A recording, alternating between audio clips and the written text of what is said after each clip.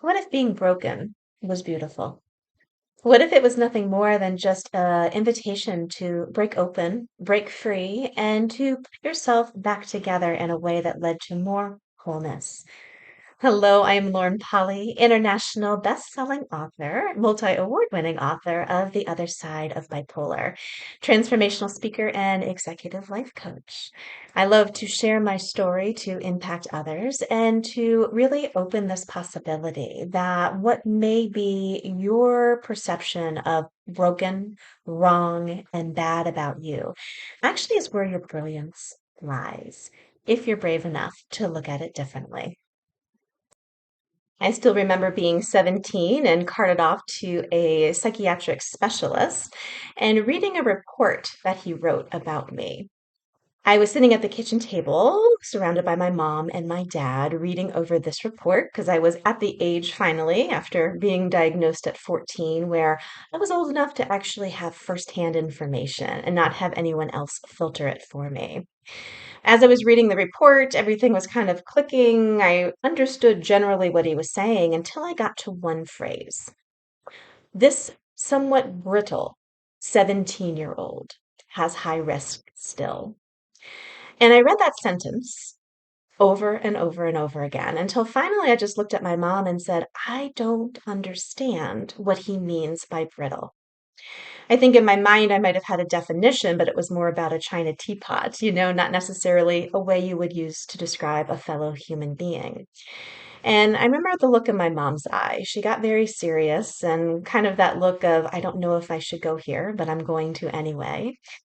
And she just said, Lauren, it means that you are so fragile that you may break. And something about that one liner, through all the one liners I had in my mental health journey, has stuck with me. And more than anything, it has guided what I believe to be the deeper issue of mental angst and illness in this world, where people think that they're broken. We all have our brittle moments. Mine came in the journey of a bigger mental health crisis when I was a teenager, and I had to put myself back together. But we all have that. We all have parts and pieces of ourselves that have felt too brittle, too almost broken, too fragile to be able to open to others and to be able to actually utilize in our life.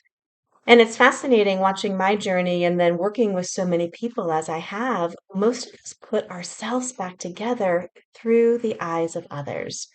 Well, if I am too fragile, or if this part of me is not okay, how do I be okay? Well, I live up to other people's expectations. I keep up with the Joneses. I be as perfect as I can so that no one ever knows that I wasn't. This sense of control over yourself is so, so dangerous.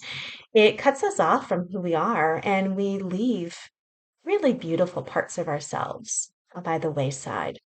My invitation with my speaking is really about inviting people back to that, knowing that there is hope to reclaim all of themselves and to really change the viewpoint that they aren't someone to be fixed, that has to maintain themselves, that has to be under a sense of control all the time, that there's actually brilliant parts of them. And sometimes the brilliance lies in the brittleness.